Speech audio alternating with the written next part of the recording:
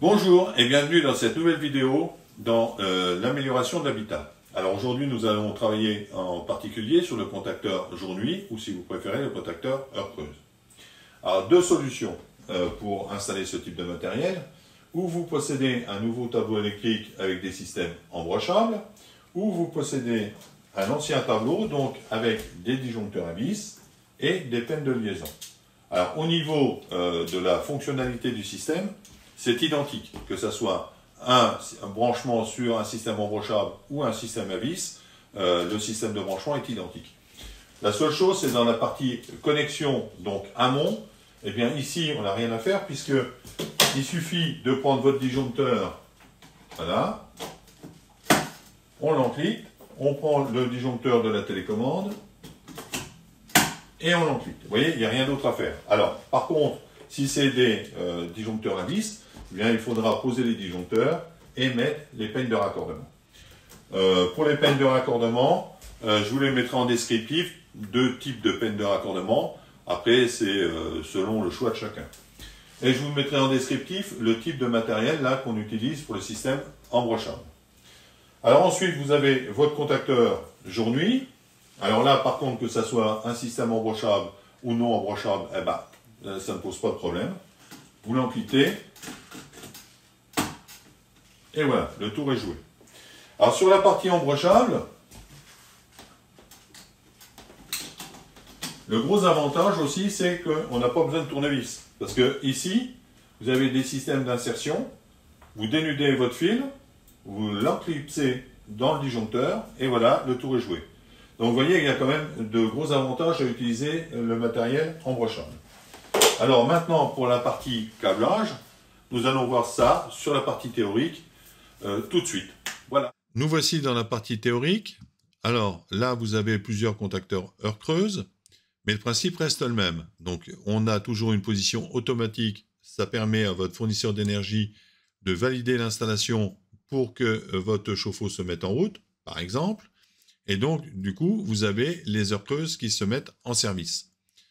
Ensuite, on a ici, dans le petit trait là-haut, c'est le 1, c'est le forçage.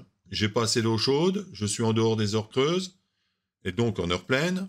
Je force, je mets mon chauffe-eau donc en marche forcée, le tarif sera des heures pleines, mais mon chauffe-eau va se mettre à chauffer, donc j'aurai une réserve d'eau chaude.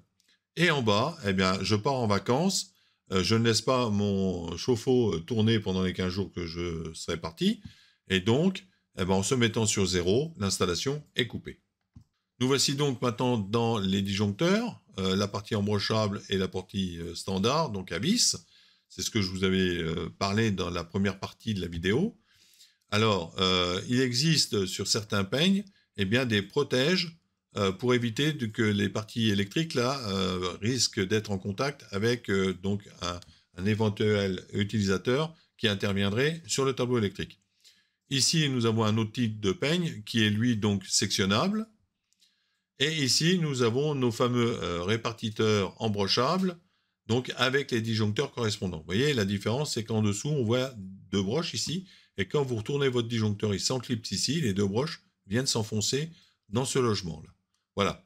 Donc, moi, je vous conseille, si vous avez à rénover chez vous, prenez ce type de matériel. Alors, je vous donnerai un exemple de config en descriptif de notre vidéo. Alors, voyons le câblage maintenant. On reconnaît ici le chauffe-eau, et ici, votre fournisseur d'électricité avec le petit contact là, qui va nous permettre d'enclencher notre fameux chauffe-eau. Alors, première chose, il nous faut un 2 ampères pour protéger le circuit de télécommande. Le 16 ou 20 ampères suivant le type de chauffe-eau que vous avez, qui lui va protéger donc notre chauffe-eau. Et le contacteur jour-nuit ou heure creuse, comme vous voulez. Première chose à faire, c'est donc qu'il faudra connecter la partie amont. Alors, comme je vous l'ai expliqué tout à l'heure, avec un peigne, ou alors c'est monté sur des disjoncteurs embrochables. Donc on a le neutre et la phase. Ensuite, il faudra raccorder à la sortie du disjoncteur 16 ou 20 ampères de votre chauffe-eau, et bien le ramener sur le contacteur jour-nuit, aux broches 1, par exemple pour ce type de matériel. le deuxième fil, la phase. Ensuite, on raccordera donc notre chauffe-eau à l'opposé du contacteur jour-nuit, puisque c'est le jour-nuit qui va valider cette connexion-là. Pour un chauffe-eau standard, c'est-à-dire jusqu'à un 2000 watts, alors ça veut dire 150, 200 litres, eh bien la section des fils, c'est 2,5 mm². Nous avons ensuite le circuit de télécommande, donc on part du disjoncteur 2 ampères, et on va alimenter le retour de la bobine du contacteur jour-nuit. En général, c'est précisé A2, A1. Donc nous, on va se connecter sur A2. Ensuite, on va raccorder notre contact qui vient de notre fournisseur d'électricité. Donc on récupère, en général, ces deux fils qui sortent du tableau. On récupère ces deux fils et on va les relier donc aux 2 ampères. Donc le premier va se relier sur un côté du contact jour-nuit. Donc le retour de notre contact jour-nuit donné par notre fournisseur d'électricité, voilà. Donc on sort de notre contact et on va sur le contacteur jour-nuit en A1. Alors les fils noirs là, le rouge là et le bleu là sont câblés en 1,5 mm², donc sur nos différents appareils. Le noir, le bleu et le rouge là. Les autres sont en 2,5. J'espère que ça vous a plu. Si ça vous a plu, vous connaissez le truc, hein, un petit coup de pouce. Si vous n'êtes pas abonné, abonnez-vous. Et je vous dis au revoir.